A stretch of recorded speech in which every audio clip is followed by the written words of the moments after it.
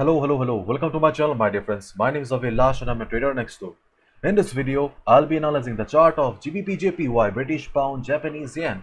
So if you're watching my videos for the first time, then please subscribe to my channel for regular market analysis and do check out the Forex analysis playlist on my YouTube channel for the analysis of other pairs like Euro USD, GBP USD, Gold USD and many more.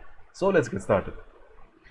So this is the Forex chart of GBP JPY in front of us right now, and if you have watched my previous video on GBP JPY, then hopefully you made some money, because I have been making this flag for last couple of days, and I told you clearly that if market breaks the level, you can go for a buy.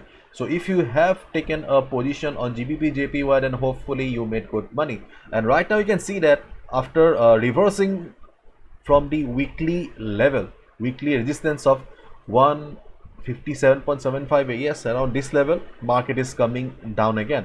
Right now trading at 156.94. this is the current market price. Okay, so this bullish flag that I made is no longer valid.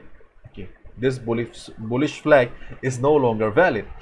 So you can clearly see that GBP JPY what is happening to my tongue today So you can clearly see that GBP JPY is an uptrend, and we all know it very well that it had a huge uptrend for the last couple of days.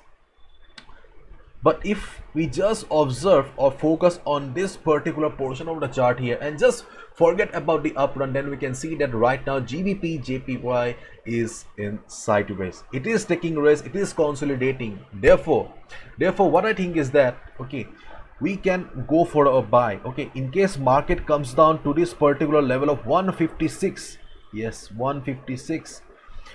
So if market comes down to the 156 level and bounces, we can go for a buy again. Yes, we will not be getting a huge profit, but obviously you can make a profit of 30 pips, 40 pips, 50 pips. So, and moreover, this is also the 23.6% Fibonacci retracement level. So you can see that here market took support and bounce, here also market took support. So definitely there is a good possibility of market bouncing from the level of 156. Why?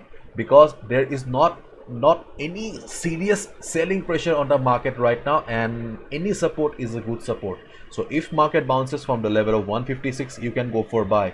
Just keep in mind that we have a resistance at 157.75. I have been talking about this level for the last couple of days, because this level or resistance belongs to the weekly chart. So if you buy here at 156, definitely you need to exit by this level.